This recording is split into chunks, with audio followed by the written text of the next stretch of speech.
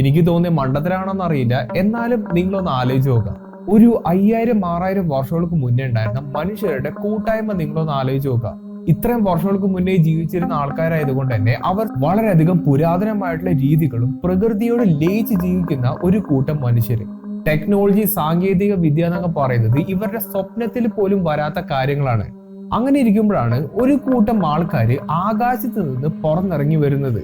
ഈ വന്നവരായിക്കോട്ടെ ടെക്നോളജിക്കലി വളരെയധികം അഡ്വാൻസ്ഡ് ആയിട്ടുള്ള ഒരു കൂട്ടരായിരുന്നു. ഇവരുടെ കൈവശം കഴിക്കാനുള്ള വളരെയധികം വ്യത്യസ്തമായിട്ടുള്ള ഭക്ഷണങ്ങൾ ഉണ്ടായിരുന്നു. വളരെയധികം വ്യത്യസ്തമായിട്ടുള്ള വസ്ത്രധാരണയായിരുന്നു ഇവരുടെ കൈവശം ഉണ്ടായിരുന്നത്. എന്തെങ്കിലും അസുഖം വന്നു കഴിഞ്ഞാൽ അത് മാറ്റാനുള്ള മരുന്നടക്കം ഇവരുടെ കൈവശം ഉണ്ടായിരുന്നു. അതോടൊപ്പം ഇവർക്ക് ഒട്ടും തന്നെ പരിചയമില്ലാത്ത രീതിയിലുള്ള പറക്കുന്ന മെഷീൻസ് ഒക്കെ ഇവരുടെ കൈവശം ഉണ്ടായിരുന്നു. അങ്ങനെ ഇവരുടെ കണ്ണിലൂടെ നോക്കുകയാണെങ്കിൽ ഈ വന്നിറങ്ങിയവർ ദൈവതുല്യമായിട്ടുള്ള ആൾക്കാരാണ്. ഇവർക്ക് ചെയ്യാൻ പറ്റാത്തതും ഇവർ സ്വപ്നത്തിൽ പോലും വിചാരിക്കാത്ത പല കാര്യങ്ങൾ ഇവർ നിഷ്പ്രയാസം ചെയ്യുന്നു. അങ്ങനെ പയ്യെ പയ്യെ ഈ വന്നിറങ്ങിയവരെ ഇവർ ദൈവമായിട്ട് ആരാധിക്കാൻ തുടങ്ങുന്നു, ഇവരെ വിശ്വസിക്കാനും തുടങ്ങുന്നു. ഇവരെ ചുറ്റിപ്പറ്റി ഒരുപാട് റിച്വൽസും ഒരുപാട് കർമ്മങ്ങളും പൂജകളൊക്കെ ആയിട്ട് ഒരു കൾച്ചർ തന്നെ അവിടെ സ്റ്റാർട്ട് ചെയ്യുന്നു. വേറൊരു അർത്ഥത്തിൽ പറയുകയാണെങ്കിൽ അവിടെ ഒരു റിലീജിയൻ ആരംഭിക്കുന്നു. ഇത് കേൾക്കുമ്പോൾ ചിലർക്കൊക്കെ ഞാൻ വെറും മണ്ടനാണ്, ഞാൻ വെറും സ്യൂഡോ സയൻസിന്റെ ആളാണെന്നൊക്കെ തോന്നിക്കാം. പക്ഷെ ഞാനിപ്പോ ഈ പറഞ്ഞ സംഭവമില്ലേ, അത് ശരിക്കും നമ്മുടെ ലോകത്ത് നടന്ന ഒരു കാര്യമാണ്. ദൈവം എന്താണ്, വിശ്വാസം എന്താണ് എന്നുള്ളൊരു ചോദ്യത്തിന് നമുക്ക് പലർക്കും പല രീതിയിലുള്ള ഉത്തരങ്ങളുണ്ട്. പക്ഷെ ശരിക്കും അത് എന്താണെന്ന് ചോദിച്ചു കഴിഞ്ഞാൽ ആർക്കും പ്രത്യേകിച്ച് ഒരു കറക്റ്റ് ആയിട്ടുള്ള ഉത്തരം തരാനും കഴിയില്ല. എന്നെ പോലുള്ള ആൾക്കാർ ഈ ഒരു സംഭവത്തെ സയന്റിഫിക്കലി അപ്രോച്ച് ചെയ്യാനാണ് എപ്പോഴും ശ്രമിച്ചിട്ടുള്ളത്. എങ്ങനെയാണ് ദൈവം എന്നുള്ള ഒരു കൾച്ചർ നമ്മുടെ ഭൂമിയിലേക്ക് വന്നത് എന്നതിന്റെ കറക്റ്റ് ഉത്തരം നമ്മുടെ ഭൂമിയിൽ തന്നെ ഉണ്ട് എന്നാണ് ഞാൻ വിശ്വസിക്കുന്നത്. അതെന്താണെന്ന് കറക്റ്റ് ആയിട്ട് മനസ്സിലാക്കാൻ കഴിയാത്തത് കൊണ്ട് മാത്രമാണ് ഇപ്പോഴും അതൊരു ചോദ്യചിഹ്നമായിട്ട് കിടക്കുന്നത്. നമ്മുടെ സമൂഹം നോക്കുകയാണെങ്കിൽ ഈ ഒരു സംഭവത്തെ ഒരുപാട് ആൾക്കാർ ബ്ലൈൻഡ് ആയിട്ട് വിശ്വസിക്കുന്നതായിട്ട് നമുക്ക് കാണാൻ കഴിയും. അതിന്റെ ഒരു പ്രൈം എക്സാമ്പിൾ തന്നെയാണ് നമ്മുടെ സ്വന്തം രാജ്യത്ത് നടക്കുന്ന ഒരുപാട് കലാപരിപാടികൾ. നിങ്ങളിപ്പോ ഈ കാണുന്നത് പോലെ തന്നെ ഒരു കല്ലിൽ കുറച്ച് ഭസ്മവും എന്തെങ്കിലുമൊക്കെ വിതറിയിട്ട് കഴിഞ്ഞാൽ അതിന് ചുറ്റും ഓടിക്കൂടി പ്രാർത്ഥിക്കാൻ ഒരു കൂട്ടം ആൾക്കാരുണ്ടാവും.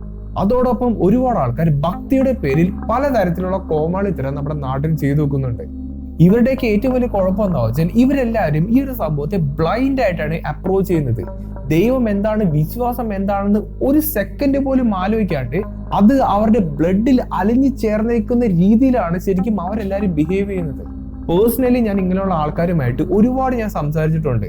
അതിന്റെ മെയിൻ കാരണം എന്താ വെച്ചാൽ ഞാൻ ഈ ഒരു റിസർച്ചിന്റെ ഭാഗത്ത് നിൽക്കുന്നത് കൊണ്ടാണ്. ഞാൻ സംസാരിച്ചിടത്തോളം ഇവർക്ക് പ്രത്യേകിച്ച് ഇതിനെ പറ്റിയിട്ട് ഒന്നും അറിയില്ല. എന്താണോ ആൾക്കാർ ചെയ്യുന്നത്, മറ്റുള്ളവർ എന്താണ് ചെയ്യുന്നത് അതിനെ ഫോളോ ചെയ്തിട്ട് ആ ഒഴുക്കി തന്നെ പോകുന്ന ഒരു പ്രകൃതമാണ് നമുക്ക് നോർത്ത് ഇന്ത്യയിലും ഒട്ടുമിക്ക നമ്മുടെ നാട്ടിൽ തന്നെ ഒരുപാട് ആൾക്കാരുണ്ട്. അപ്പോ അതൊക്കെയാണ് എനിക്ക് കാണാൻ കഴിയുന്നത്. എന്നാൽ ദൈവം, വിശ്വാസം എന്നൊക്കെ പറയുന്നത് വെറും ഒരു തിങ്കിങ് ആയിക്കൂടെ? ഒരുപാട് വർഷങ്ങൾക്ക് മുന്നേ ഒരു കൂട്ടം മനുഷ്യർ എന്തോ ഒരു സംഭവത്തെ കാണുകയും അത് പിന്നീട് ദൈവമാണെന്ന് അവർ വിശ്വസിക്കുകയും ചെയ്തതായിക്കൂടെ?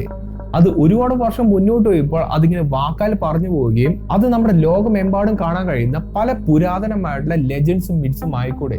ഈ ലോകമെമ്പാടും കണ്ടുവരുന്ന പല ലെജൻഡ്സും മിറ്റ്സും എല്ലാം ഇങ്ങനെ സെന്റർ ചെയ്യുന്നത്, അതിങ്ങനെ ഫോക്കസ് ചെയ്യുന്നത് ഒരൊറ്റ കാര്യത്തിലാണ്. എന്തോ ഒരു സംഭവം ആകാശത്ത് നിന്ന് ഇറങ്ങി വരുന്നു.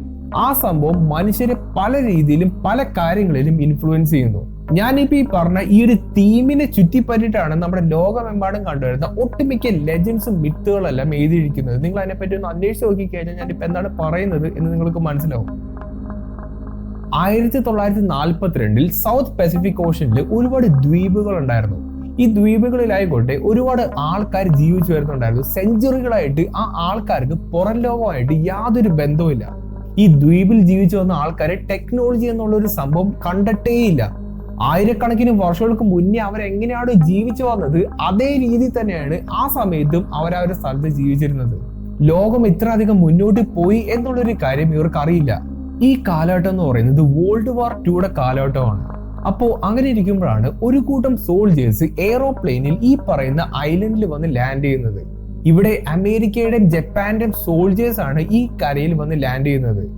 ഇവരുടെ കൈവശം വിമാനം ഉണ്ടായിരുന്നു, തോക്കുകൾ ഉണ്ടായിരുന്നു, ക്യാനിൽ സൂക്ഷിച്ചിരുന്ന ഭക്ഷണം ഉണ്ടായിരുന്നു, റേഡിയോ കമ്മ്യൂണിക്കേഷൻ ഉണ്ടായിരുന്നു, മെഡിസിൻസ് ഉണ്ടായിരുന്നു.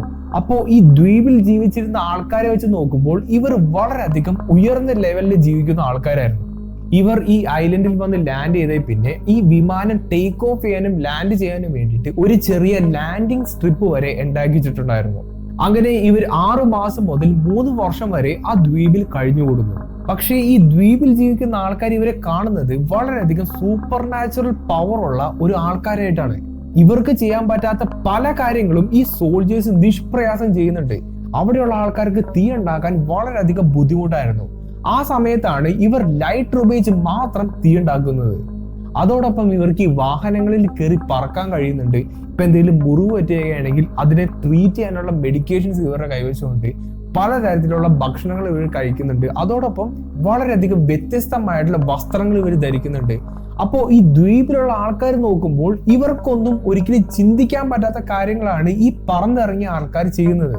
അതുകൊണ്ട് തന്നെ ഇവർ വളരെയധികം പവർഫുൾ ആയിട്ടുള്ള ബീയിങ്സ് ആണെന്നും ഒരുപാടധികം സൂപ്പർ നാച്ചുറൽ പവർ ഉള്ള ഒരു ആൾക്കാരായിട്ടാണ് ഈ ദ്വീപിലുള്ള ആൾക്കാർ കാണുന്നത്.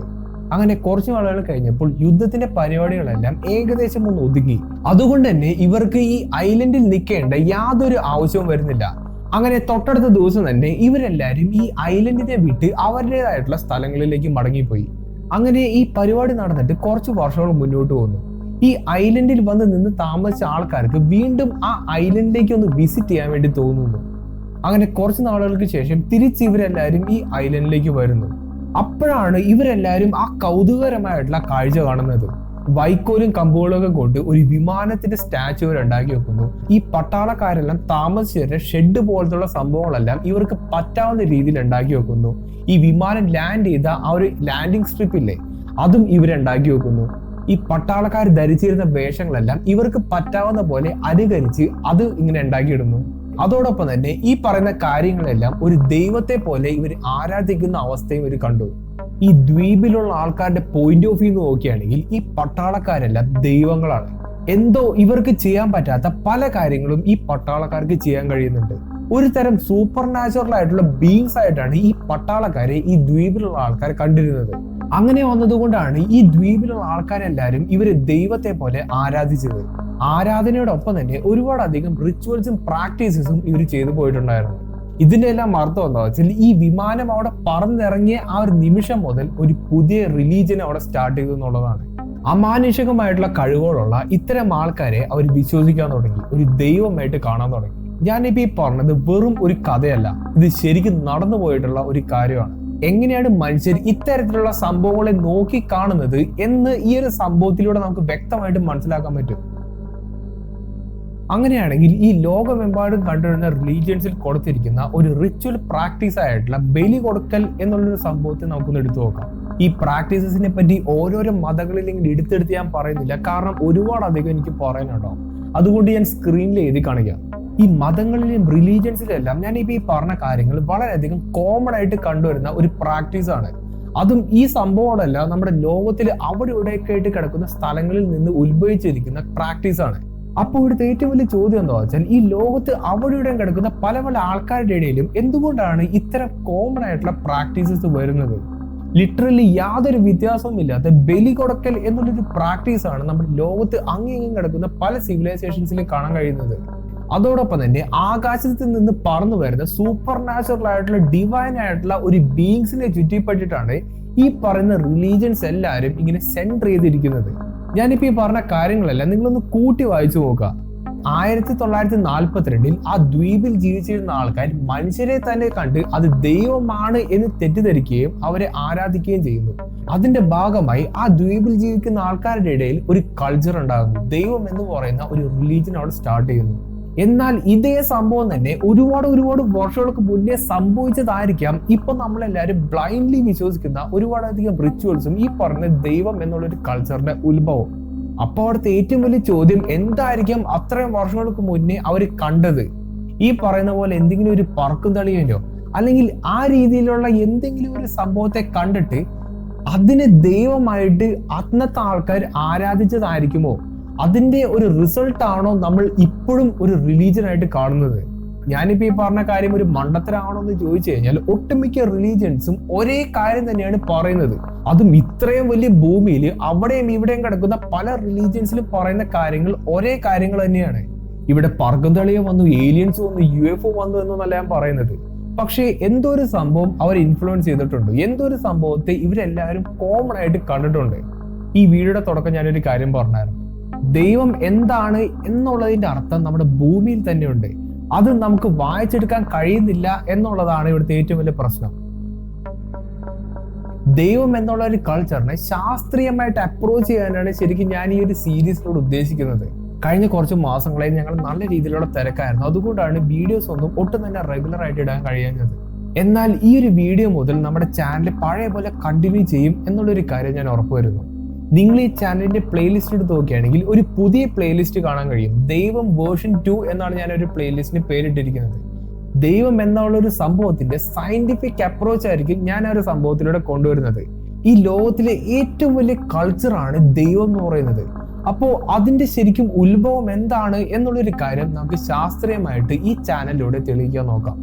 നിങ്ങൾക്ക് എന്തെങ്കിലും തിയറീസ് ഉണ്ടെങ്കിൽ അത് മാക്സിമം ഒന്ന് കമന്റ് ചെയ്ത് അറിയിക്കാൻ ശ്രമിക്കുക. അതുമല്ല നിങ്ങൾക്ക് എന്തെങ്കിലും എൻ്റെ അടുത്ത് പേഴ്സണലായിട്ട് സംസാരിക്കാനുണ്ടെങ്കിൽ നേരെ ഇൻസ്റ്റാഗ്രാമിലോ ഫേസ്ബുക്കിലോ ഞങ്ങൾക്ക് മെസ്സേജ് അയക്കാവുന്നതാണ്. എന്തൊക്കെ തന്നെയാലും ദൈവം എന്നുള്ള ഒരു സീരീസ് ഇവിടെ മുതൽ ഞാൻ റീസ്റ്റാർട്ട് ചെയ്യുകയാണ്. അപ്പോൾ നല്ലൊരു ടോപ്പിക്കായിട്ട് ഇനി അടുത്ത വീഡിയോ കാണാം.